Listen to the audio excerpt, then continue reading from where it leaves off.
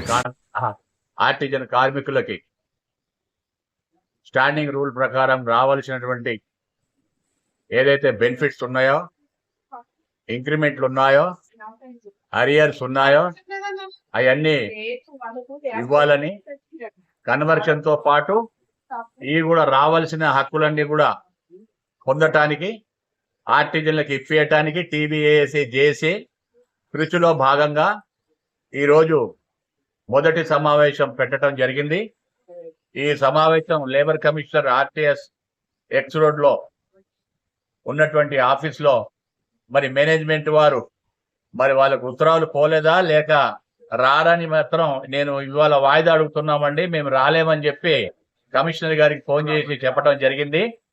అందువల్ల వచ్చే నెల ఈ నెల 10వ తారీఖున అంటే జూన్ 10వ తారీఖున వాయిదా వేయటం జరిగింది. మనకి కమిషనర్ గారికి అన్ని విషయాలు చెప్పడం జరిగింది. మా స్టాండింగ్ రూల్ ప్రకారంగా మరి ఎక్స్గ్రేసియా ఉంది, బోనస్ ఉంది, తర్వాత రావాల్సిన గ్రేడ్ చేంజింగ్ ఉన్నాయి, అన్నీ ఉన్నాయి.